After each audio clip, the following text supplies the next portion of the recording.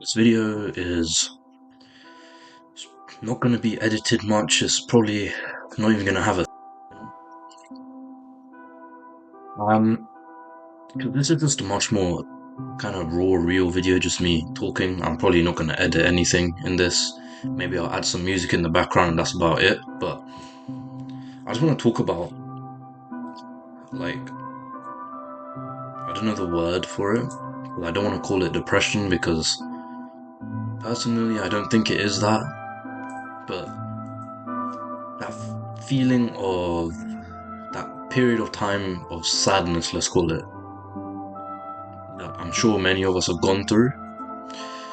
Something that I've gone through a fair few amount of times, one being quite recently, technically last year, if we could say that, but 2024 was not that long ago, so quite recently. And it was a terrible time. I'm gonna put it bluntly, it was a terrible time. I felt like ending my life during that time because I felt my world was being ripped apart. I felt, my family was shattering, if you will. And yeah, it was a terrifying thing to have to go through. It was a very tough time, and yeah, it was just so much going on. And I'm gonna kind of run you through everything I went through during that. And I don't know what I'm really gonna talk about here, but yeah, it was a family sort of issue. I won't get too much into what it was or any of that really, but it felt like my family wasn't going to be a family anymore. It was just a horrible thing. And I know I'm probably going to say that a lot, but that's just because how I feel about it. And I had my parents who, they weren't doing too well during that. My siblings as well, my sisters, they weren't they weren't the most supportive. They weren't. In fact, I felt like they were kind of pushing for my family to rip the thin thread that they were hanging onto already and just split, just shatter it. And they were kind of just pushing for that. And when you start to, let me just, as like a young guy who, I love my family, of course I do, and I love everyone in my life. Yeah, it fucking broke me. It was just, it's not a good time, honestly. Because I'm the type of guy where when something like this does happen, where some sort of feud happens, I put on this kind of face of the steely face where, I don't really let the emotion get to me, or I won't. If I do, no one will see that I'm emotional. I will always hide that from people, and I think, yeah, that's one of my biggest flaws, is just hiding my emotion from people, especially when I'm sad, especially when I'm going through a tough time. I tend to almost always hide my feelings from people. And yeah, it was a tough time. I'm also the type of guy where, I mostly just don't actually care when stuff like this happens. And that's what kind of took me off guard, is when I started caring, when I actually sort of one day during this whole feud, because at the start it was like, I thought nothing of it. I thought it would probably just blow over.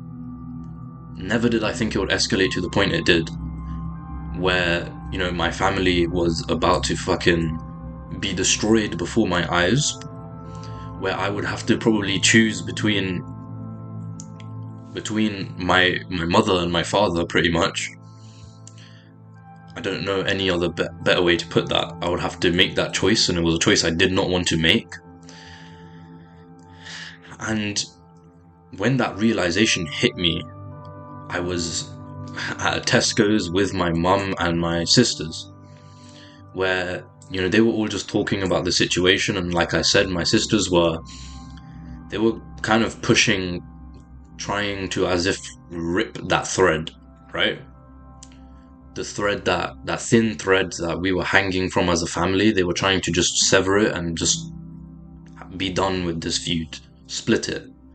And to me, that was heartbreaking. Honestly, that was like, that broke me. Yeah, I can't really find the words, but that broke me.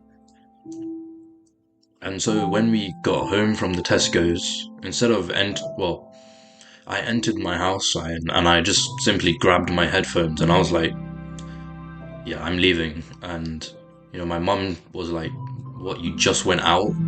You literally just out a second ago with me? Why do you want to go out again? And I just said, I just want to go on a walk, because like I said, I'm not the type of guy to show my emotion like how I kind of am now. And so I left the house, and I walked while listening to some music all the way to an isolated little park. One of my friends would know of that park. I took him and his mother there. If you're watching this, to the friend, he knows who he is. Yeah, it's the park with the lake, the one where I said I deep life all the time. Yeah, I was not lying. That's why I deep life. Anyways, I went there, and it's a beautiful spot, right? It's a isolated little woodland area with a bench, and there's a nice little lake just in front of the bench. And I decided to go there, and I just sat down on the bench, and I didn't think I would start to cry, but within a minute of just kind of sitting there, I was literally sobbing. Literally, I was bawling my eyes out, and it was lasted. That lasted for what felt like 20-30 minutes of just crying, because I didn't want to lose everything I had, you know? And it was a very tough thing to have to go through. It wasn't nice at all. And when I got home, things only got worse, because I lost my key on the way to that park and I couldn't find it. So I just came home, rang the doorbell, and obviously, I would say rightfully so, got shouted at by my mum for losing my key. And that's fine, I didn't really care too much. But yeah, it was a point where I was not willing to do anything during those weeks, maybe a month or two where that was happening. I didn't want to do anything, man. My family was in shambles. That's how it looked from my view. It felt like my family was in shambles. And yeah, it was just, yeah, it was not nice to go through. I hated it. It got to a point where, I was in a cycle of, I would go to sleep really late. Like, I would be staying up till 3, 4, sometimes not even sleeping at all, where I would just pull all-nighters. And when I did go to sleep, I would wake up at like 12, 1, sometimes even 2 o'clock, but my parents usually would wake me up before then. And yeah, it was just that kind of cycle, because after I had woken up, I would eat some food. Sometimes I would not even eat. I would go down into the kitchen, and if the food wasn't there, it was a point of like, I was so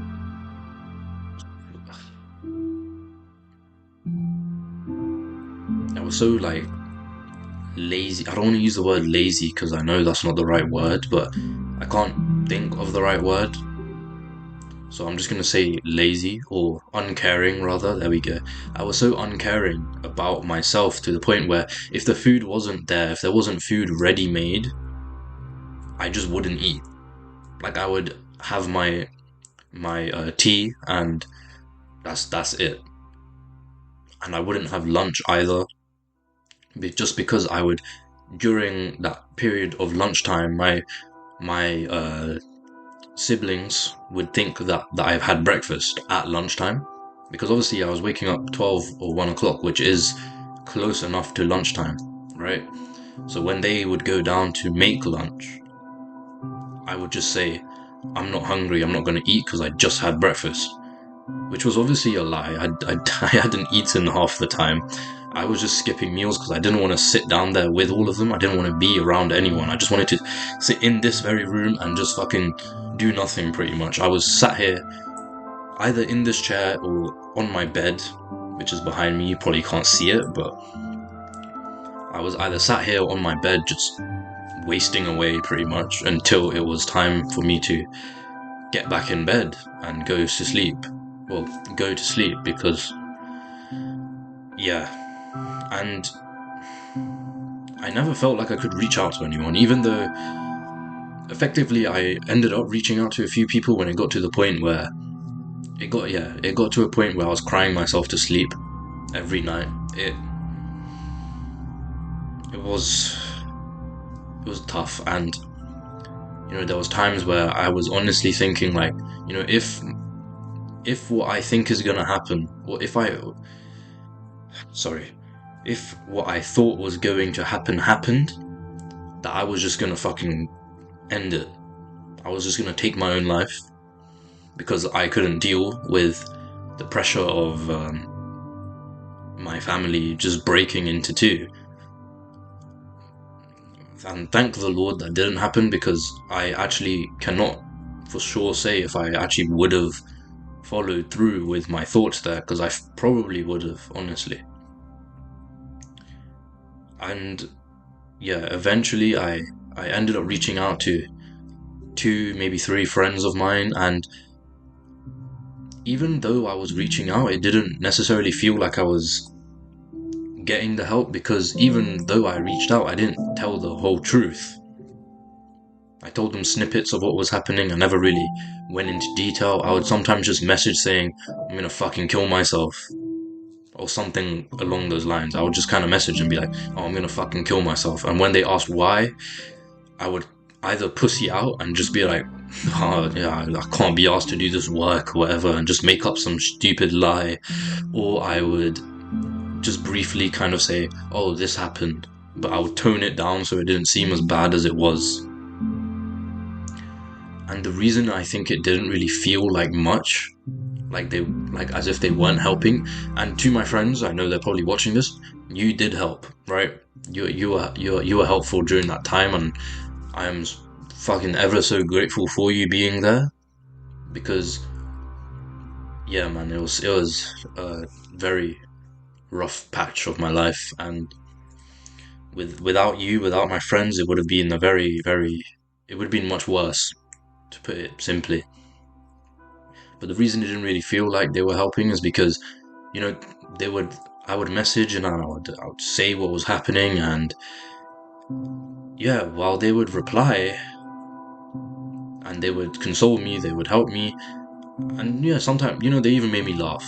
Yeah, it was, they knew what they were doing. They were very helpful. But it was the fact that the next day when I would see them, it was as if nothing ever happened, and I get that. That's like, no hate to them. Like, I didn't really want them to start bringing up all my fucking shitty ass life problems that were happening mid-conversation. So, yeah, I guess I could say I'm rather glad they didn't actually mention it, but I think that's one of the main reasons it didn't really feel much. Like, it didn't really feel helpful, because one, I was hiding most of the shit away anyway, so when I did tell someone, wasn't telling the whole truth, and 2, in real life, I never really spoke to anyone about my problems, like face to face.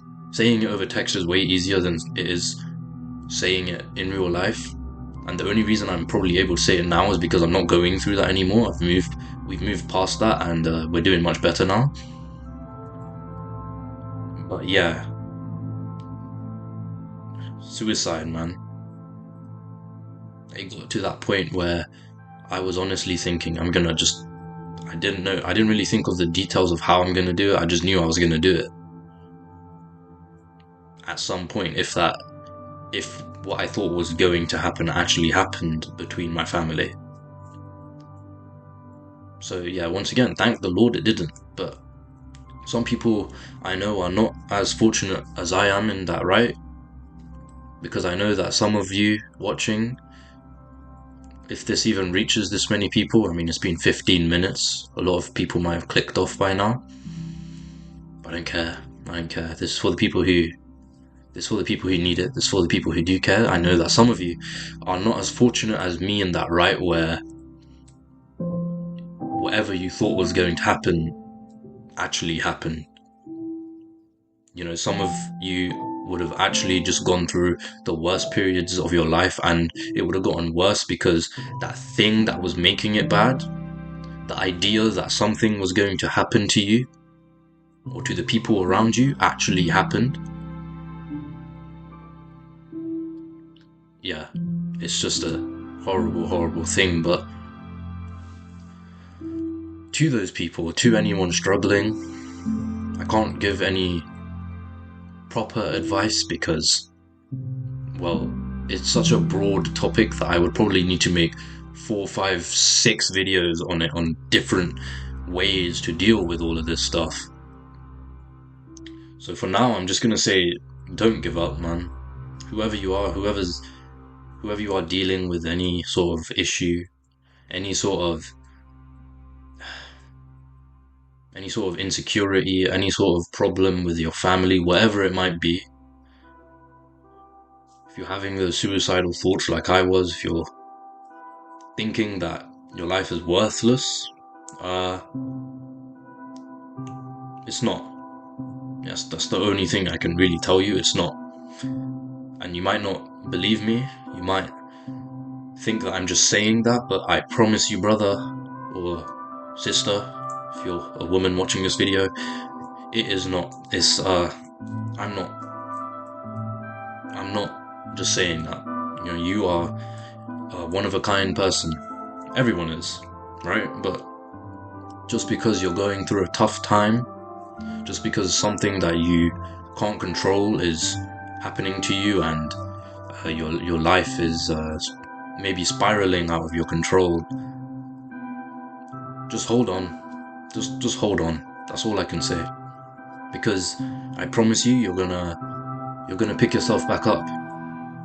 And that thing, whatever it might be that you're so terrified of, the thing that's making you feel so bad, it'll get better. Whether or not it actually happens, it'll get better. And the reason I'm able to say that with such confidence is because, look at me now. It might not seem it, but back then I would not have been able to start a YouTube channel where I'm able to talk about my feelings so freely without, you know, feeling insecure, without feeling like a fucking weak little bitch, to put it bluntly, without feeling like a little pussy for actually saying that I felt like killing myself, for saying that all of this shit was happening in my life. I would have felt like I just would have felt horrible doing that, and I could never bring myself to do that. So that's my evidence, is look at me now. I went through a very tough time, and maybe some of you are going through worse than what I went through. Obviously, I wasn't very descriptive of what I was going through, but I know there's going to be people who have gone through much worse, who are going through much worse, and even if you are going through worse than what I went through, it's not a competition, first of all, obviously, but it doesn't matter. You're going to get better. You might be 17 years old like I am, you might be 18, 19, 20, you might be 30, fuck, you might even be 60 years old, bro. I don't know how old the people watching this video are, but I do know that no matter how old you are, no matter how young you are, you still have life left in you, so don't throw it away, brother. Don't just waste your life just because you're feeling a certain way. Pick yourself back up. Take your time, but pick yourself back up. And I promise you, the more you try, the more you actually realize that life will turn up as much as it turns down.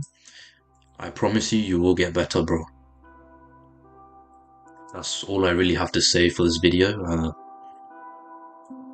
Yeah, things will get better, man.